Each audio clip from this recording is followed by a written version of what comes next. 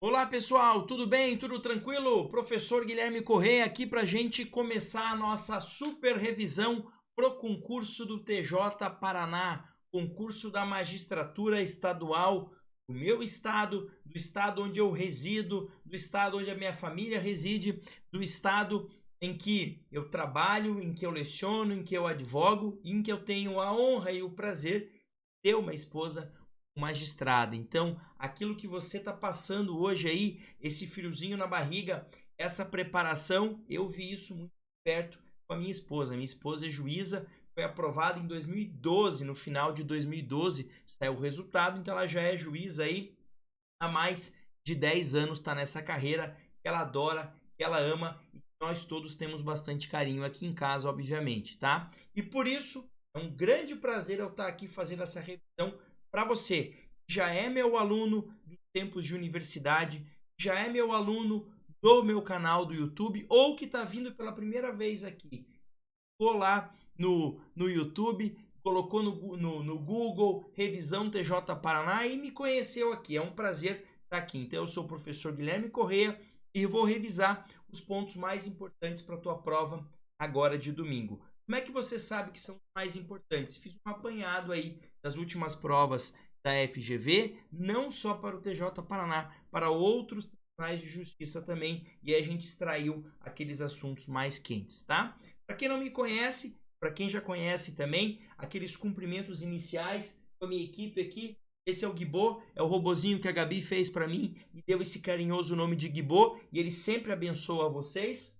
A Bruna e a Gabi aqui no cantinho e o Guto na outra foto. Toda essa galera sempre ajudando vocês na preparação. E recadinho de hoje, para nossa aula ficar legal. Sempre aqui, ó, tem um quadrinho com o tema da aula. Hoje o quadrinho é um pouquinho, é um quadrinho te mando você a chamar, me convidar para a tua posse. Então, o dia que você for aprovado, porque isso vai acontecer na magistratura, convida para a posse. Não esquece de quem, de alguma maneira, tentou te ajudar. Beleza? Então, vamos lá com esse espírito de, como é que eu posso dizer, muito otimista, tá? Esse espírito de quem está preparado para a prova. Vamos tentar gabaritar processo civil? Vamos lá? Então, do que depender de mim, eu vou te ajudar. Já aproveito, se você não é inscrito no canal, se inscreve, deixa o joinha na aula e comenta aqui embaixo o que é que você está achando da revisão, da onde que você é, quantos concursos você fez, quantos concursos você ainda pretende fazer. Beleza? Vamos lá então, trabalhando com o primeiro tema que eu julgo importante para a tua prova, é o tema dos princípios processuais. E um dos princípios que eu queria trabalhar com vocês é o princípio da não surpresa. Ele decorre, obviamente, do princípio do contraditório, tá? O princípio da não surpresa não é uma invenção do nada, decorre do contraditório. Decorre aqui do artigo 10 do CPC. Ah, e já adianto, FGV, mais que muita gente diz, tem cobrado muita jurisprudência. Não é bem assim, tá? Eles cobram temas que a jurisprudência enfrentou, mas na maioria esmagadora das vezes, a resposta está no dispositivo legal. Eles pegam aqueles assuntos que o STJ decidiu, que eventualmente o Supremo decidiu, pelo menos em processo civil, eu posso falar isso para você, mas são temas que a solução é a lei, não é uma solução mirabolantemente criada, não é uma grande construção jurisprudencial que eles estão cobrando. Isso por quê? Por uma razão muito simples, né, gente? A gente tem um código novo, um código recente, um código atualizado, né? Diferentemente do penal, do processo penal, que são legislações antigas, e aí a jurisprudência acaba trabalhando, né? Muito, e acaba modificando aquilo que sempre foi de um jeito. A gente não. O que a jurisprudência tem interpretado, na maioria das vezes em processo civil, claro, tem exceções e a gente vai ver, são interpretações muito claras da própria legislação.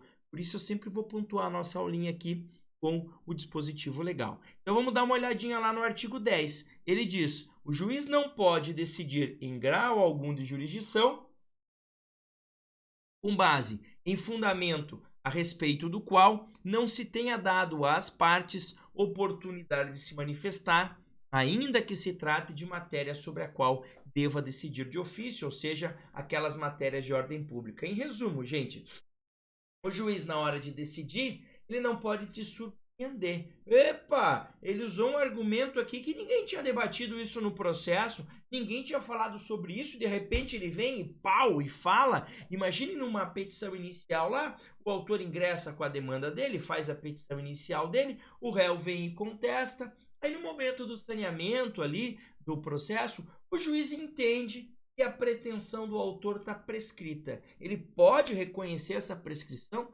Não, tem que intimar as partes para se manifestarem sobre eventual prescrição. Aí o autor fala, réu fala, aí ele vai lá e pode decidir, tá? Claro, eu dei esse exemplo da prescrição de propósito, porque ele mesmo tem uma exceção. Por exemplo, quando você ingressa com a demanda judicial e ao ingressar com a demanda judicial, o juiz já percebe que a pretensão do autor está prescrita, ele já pode julgar liminarmente improcedente o pedido, tá? Sem necessidade de trazer o réu para o processo. Aí ele pode fazer de ofício sem ouvir a parte. Mas fora essa situação que você aqui é excepcional, a regra é não surpreenda as partes.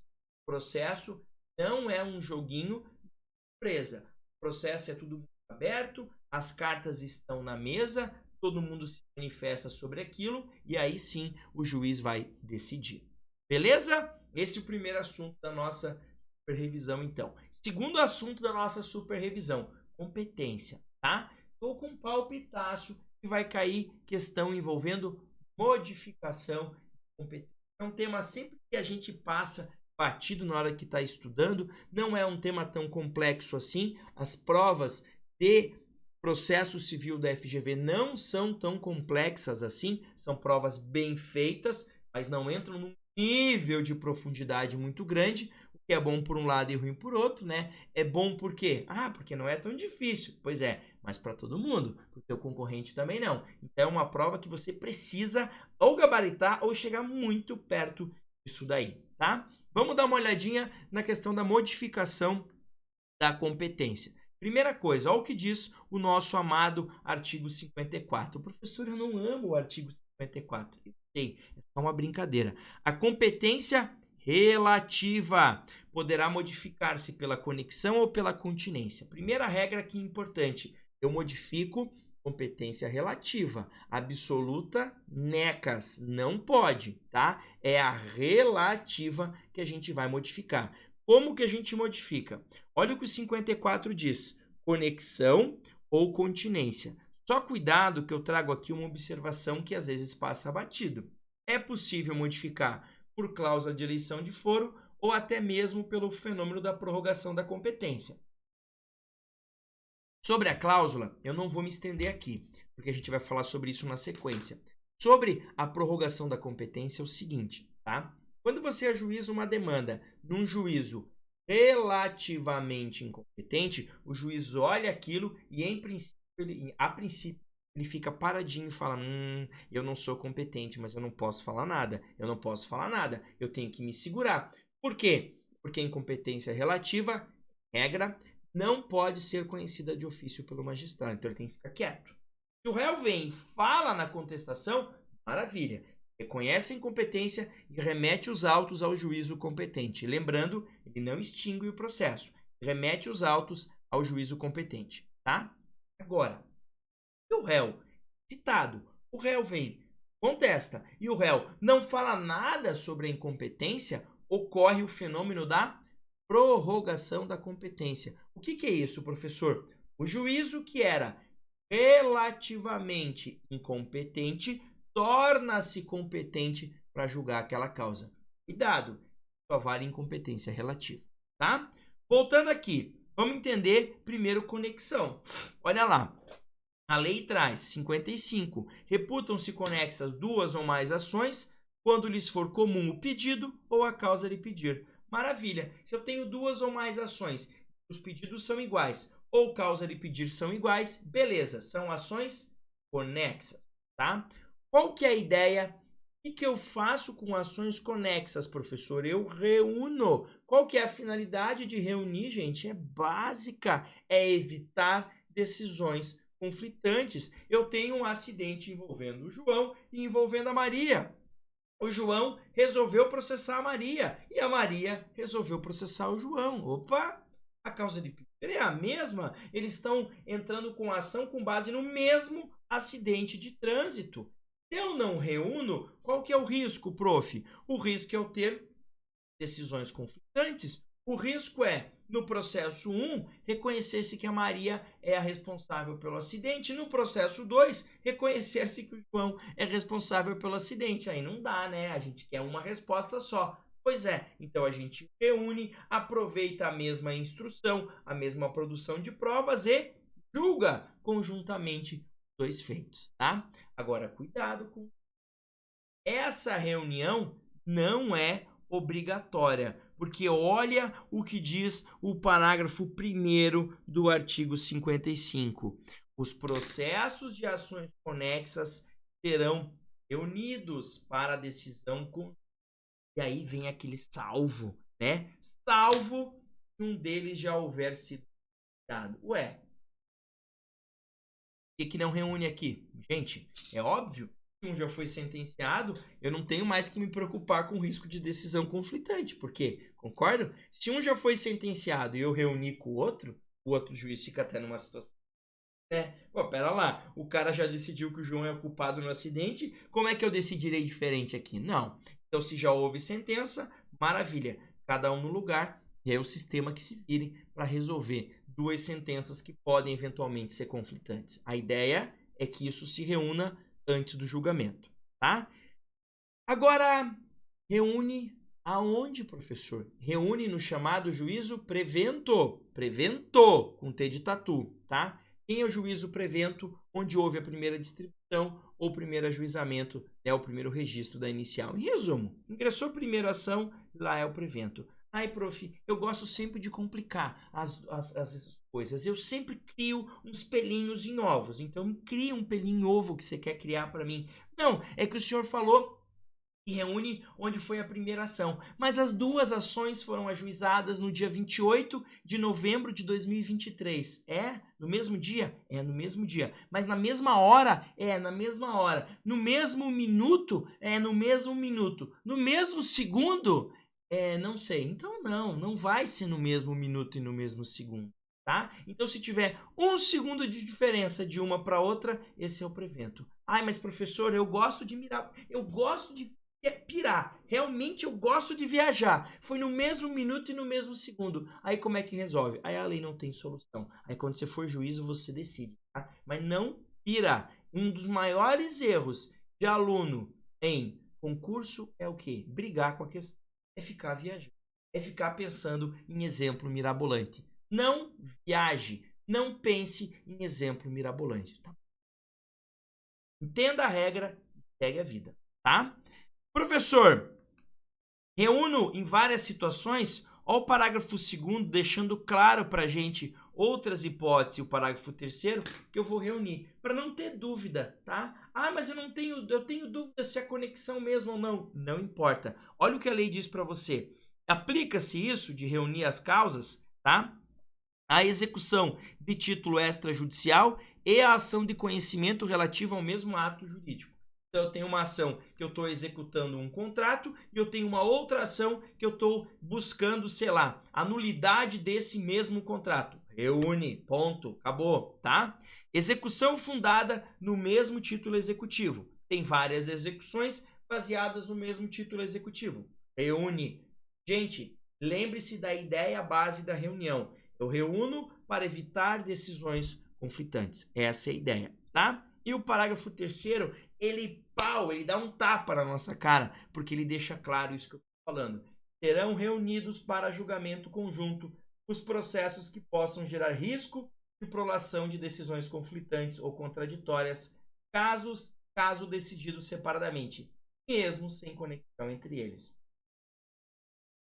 Em resumo, tem risco de ter decisão conflitante, uma decisão conflitar, uma decisão ser contraditória em relação a outra, mas não é a mesma causa de pedir, não é o mesmo pedido, não importa. A ideia é reunir. Eu reúno, eu aproveito a instrução e eu vou julgar de forma.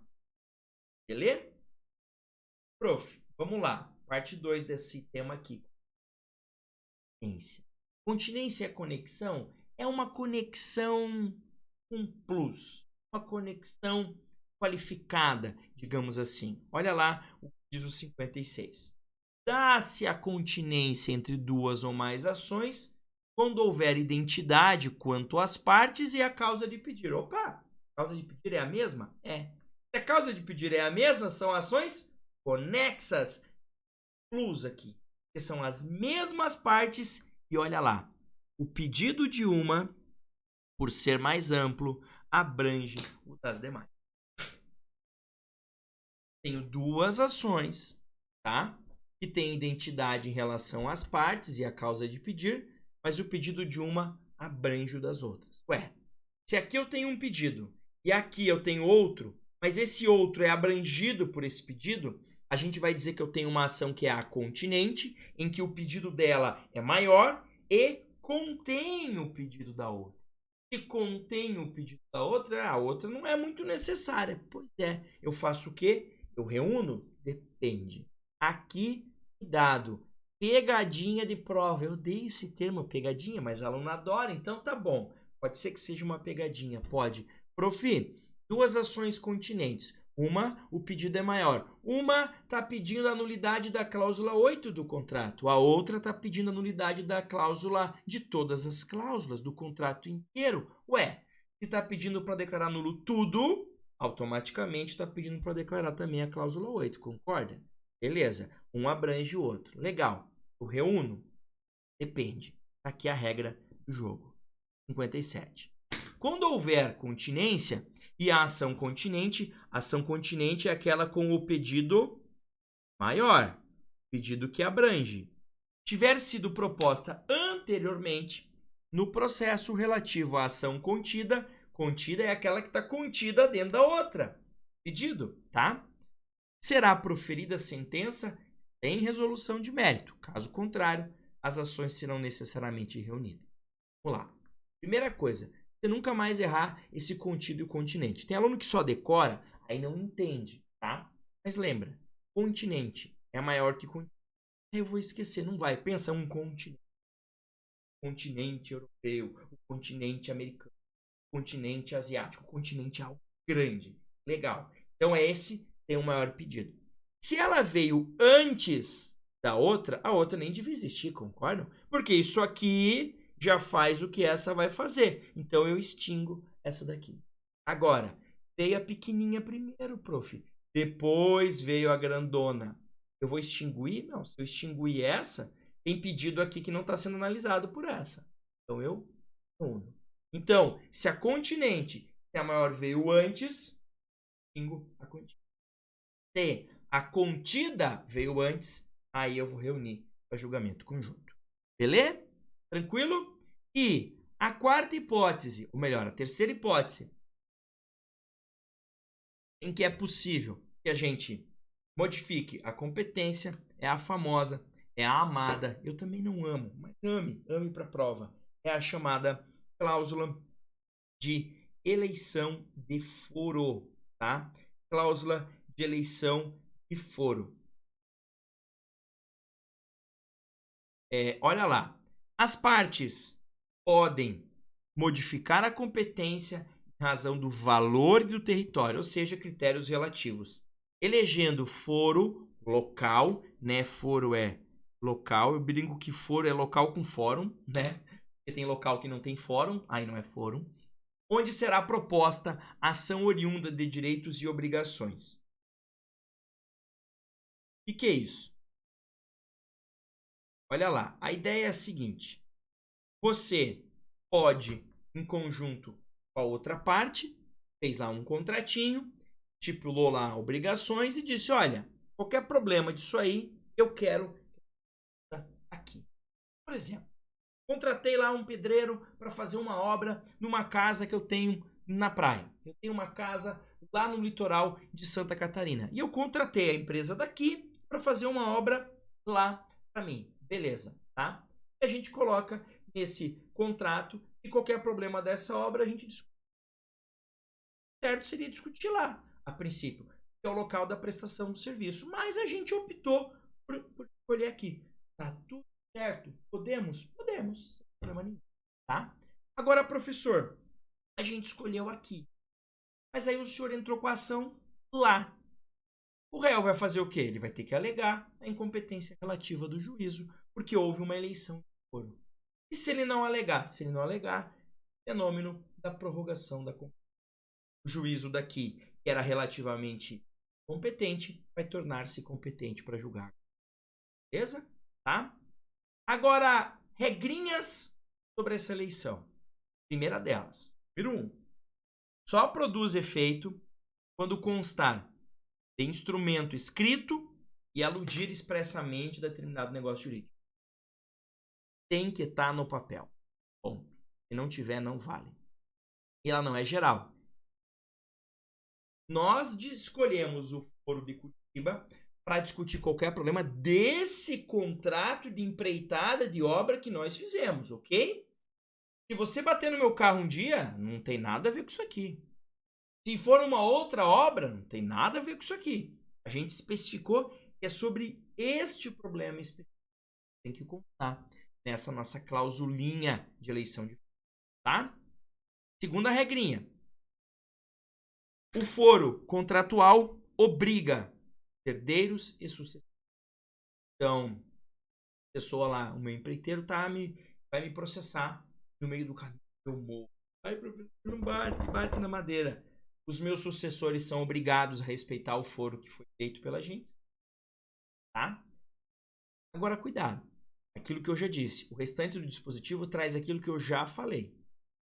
Eu opto por entrar em outro lugar que não o foro escolhido e a parte contrária nada fala, o processo continua. Por quê? Eu escolhi Curitiba, ele escolheu Curitiba. Na hora de entrar com a ação, eu entrei com a ação lá em Porto Belo, que é o foro que abrange a cidade de Bombinhas. Quando eu optei por Porto Belo, eu estou dizendo o que para o judiciário? Eu não quero mais saber daquela cláusula de eleição de foro. Beleza. Escolha tua, Guilherme.